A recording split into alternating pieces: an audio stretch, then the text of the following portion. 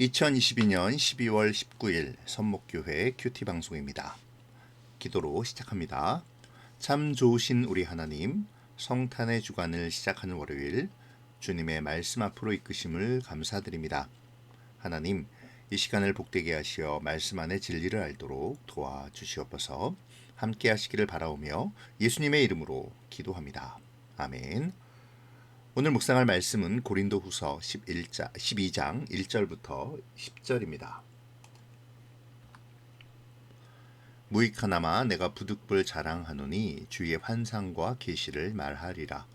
내가 그리스도 안에 있는 한 사람을 아노니 그는 14년 전에 셋째 하늘에 이끌려간 자라. 그가 몸 안에 있었는지 몸 밖에 있었는지 나는 모르거니와 하나님은 아시느니라. 내가 이런 사람을 아노니 그가 몸 안에 있었는지 몸 밖에 있었는지 나는 모르거니와 하나님은 아시느니라. 그가 낙원으로 이끌려가서 말로 표현할 수 없는 말을 들었으니 사람이 가히 이르지 못할 말이로다. 내가 이런 사람을 위하여 자랑하겠으나 나를 위하여는 약한 것들 외에 자랑하지 아니하리라. 내가 만일 자랑하고자 하여도 어리석은 자가 되지 아니할 것은 내가 참말을 함이라. 그러나 누가 나를 본 바와 내게 듣는 바에 지나치게 생각할까 두려워하여 그만두노라. 여러 계시를 받은 것이 지극히 크므로 너무 자만하지 않게 하시려고 내 육체에 가시 곧 사탄의 사자를 주셨으니 이는 나를 쳐서 너무 자만하지 않게 하려 하심이라. 이것이 내게서 떠나가게 하기를 위하여 내가 3번 주께 간구하였더니 나에게 이르시기를 내 은혜가 내게 족하도다. 이는 내 능력이 약한 데서 온전하여짐이라 하신지라. 그러므로 도리어 크게 기뻐함으로 나의 여러 약한 것들에 대하여 자랑하리니 이는 그리스도의 능력이 내게 머물게 하려 함이라. 그러므로 내가 그리스도를 위하여 약한 것들과 능욕과 궁핍과 박해와 곤고를 기뻐하노니 이는 내가 약한 그때의 강함이라. 아멘. 바울은 무익하지만 자신의 경험을 자랑하겠다고 말합니다. 그러면서 자신이 본 환상과 계시를 기록하죠. 사실 바울은 자신이 겪었던 경험이나 고난 또는 자신이 받았던 환상과 계시를 자랑하는 것을 별로 좋아하지 않았습니다. 오히려 그러한 것이 무익한 것이었다고 가르쳤죠. 그럼에도 그가 이렇게 그의 경험을 자랑하는 이유는 고린도 교회를 미혹하는 바울의 대적들이 자신들이 환상과 계시를 보았다고 하며 자신들의 영적인 권위를 높이려 하였기 때문입니다. 그런데 특이한 것은 바울이 자신이 본 환상과 계시에 대한 자랑, 그러니까 14년 전에 보았던 셋째 하늘에 관한 것을 말하면서 그리스도 안에 있는 한 사람 또는 이런 사람이라고 자기 자신을 표현하고 있다는 것이죠. 마치 자신이 경험한 것을 3인칭 시점으로 말하며 이런 사람을 자랑한다고 말하고 있습니다. 그러면서 나를 위해서는 약한 것들 외에는 자랑하지 아니하리라 라고 말하죠. 어찌 보면 말장난 같아 보이는 말이지만 이 말 속에서 바울의 자신의 영광을 드러내지 않고 오로지 온전한 그리스도의 복음만을 나타내려는 하나님을 향한 순수한 마음을 발견할 수 있습니다. 또한 여기서 셋째 하늘이란 낙원을 의미하는데요. 이는 곧 성전의 지성소가 상징하는 하나님의 보좌 앞을 의미하는 것이죠. 그리고 14년 전이란 바울이 다메섹에서 예수님을 만나 회심한 후 아라비아에 있었던 시절, 바나바에 의해 안디옥 교회로 부름을 받기 전의 기간을 말하고 있습니다. 이 기간에 어떤 일이 있었는지에 대하여 바울은 더 이상 자세한 것을 밝히지는 않고 있지만 이때 자신이 받은 계시가 지극히 큰 것이었음만은 분명하게 밝히고 있습니다. 바울은 자신이 받은 계시가 너무 크기에 하나님께서 자신에게 자만하지 않도록 육체의 가시를 주셨다고 말합니다. 바울은 이 가시를 사탄의 사자라고 표현하는데요. 얼마나 이 육체의 가시가 바울을 괴롭게 했는지를 알 수 있는 그러한 부분이기도 하죠. 바울은 이 가시에서 벗어나고자 하나님께 3번이나 간구합니다. 여기서 3번이라는 것은 그냥 간단하게 하나님 이것을 떠나게 해주세요 라고 3번 기도했다는 것이 아니겠죠. 아픔 가운데서 고통 가운데서 몸부림치며 하나님의 뜻을 알면서도 하나님의 자비와 은혜를 구하며 간절히 하나님께 기도하였음을 의미하는 것입니다. 그럼에도 하나님은 내 은혜가 내게 족하도다. 약한 데서 온전하여짐이라고 하시며 그 가시를 그냥 두셨다고 말하죠. 놀라운 것은 그 기도가 이루어지지 않았음에도 그 안에서 하나님의 뜻을 발견하고 바울은 기뻐했다는 것입니다. 자신의 뜻대로 이루어지지 않았음에도 바울은 기도 가운데 그리스도의 능력을 발견하고 기뻐할 수 있었던 것이죠. 더 나아가 약한 것들과 능욕과 궁핍과 박해와 궁핍을 오히려 기뻐할 수 있는 신앙의 역사를 발견하게 된 것입니다. 내가 약한 그때에 하나님의 능력으로 강해짐의 그 진리를 알게 되었다고 고백하며 이 서신을 읽는 모든 이들에게 교훈해주고 있는 것이죠.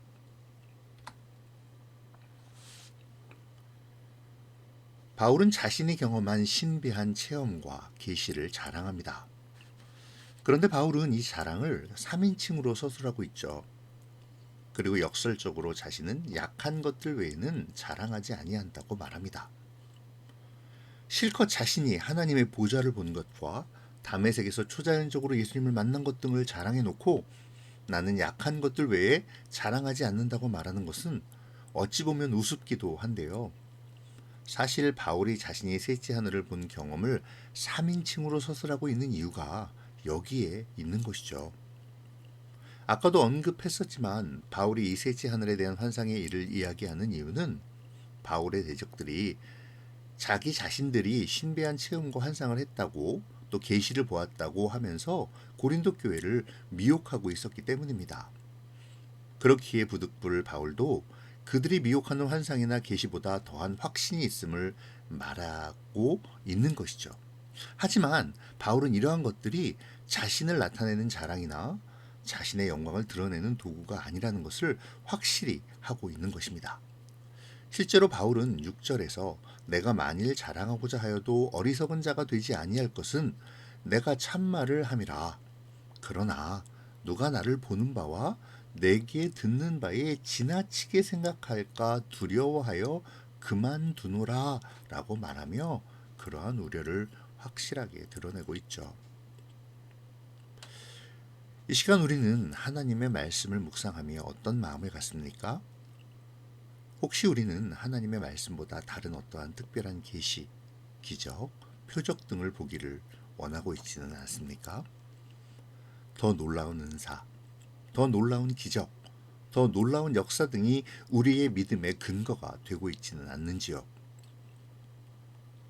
온전히 하나님의 말씀으로 하나님을 더 알아감으로 하나님을 더욱 의지함으로 우리의 믿음이 깊어지기를 원해야 하지 않을까요? 우리가 다른 사람의 조언을 받는 것도 좋습니다. 그리고 다른 사람의 권면을 듣는 것도 나쁜 일은 아니죠. 그러나 그 사람이 하나님 대신일 수는 없습니다. 하나님보다 더 의지하는 대상이 되어서도 안 되죠. 바울은 그것을 경계하고 있습니다. 얼마나 많은 그리스도인들이 더 많은 기적과 더 많은 표적을 의지하려 하는지 모릅니다. 얼마나 많은 사람들이 더 큰 설교자, 더 능력이 있는 기도자를 따르려 하는지도 모르죠. 그러나 분명한 것은 바울은 약한 것들 외에 자랑하지 않는 이유가 자신이 드러남을 두려워하고 오직 하나님의 복음만이 전해지기를 원하고 있기 때문이라고 고백하고 있다는 것입니다.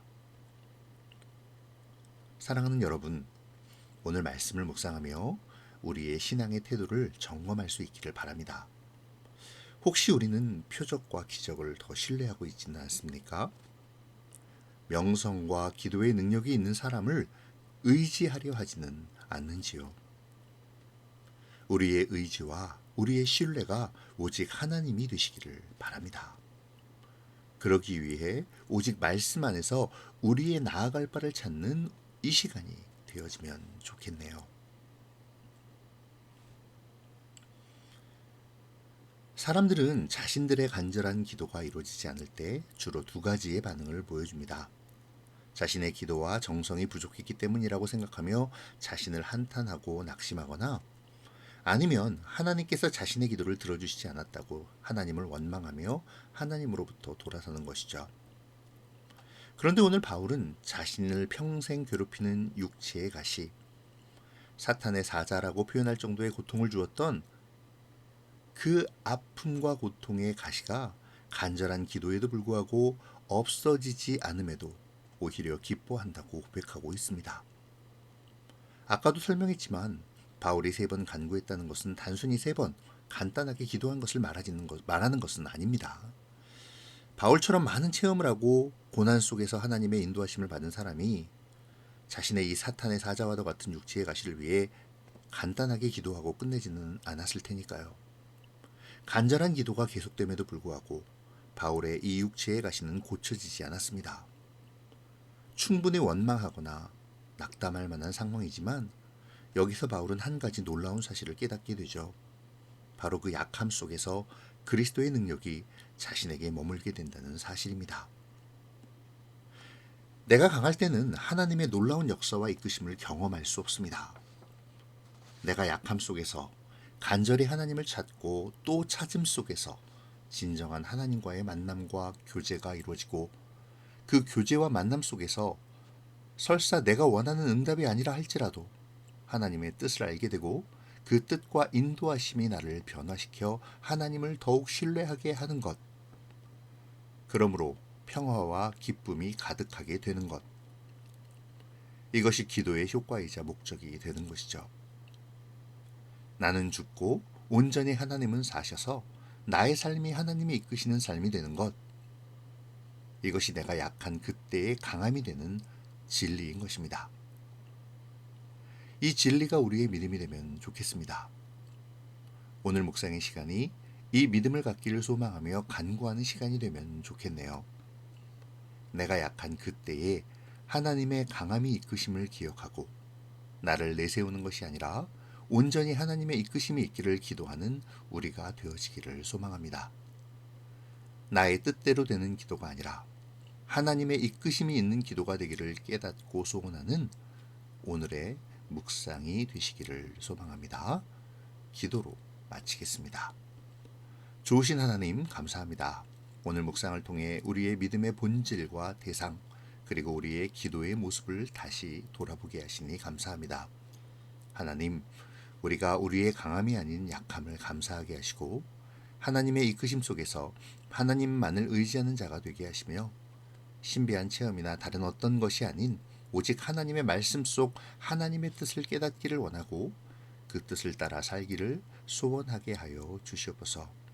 오늘도 주님이 주시는 지혜로 살아가기를 원하오며 예수님의 이름으로 기도합니다. 아멘.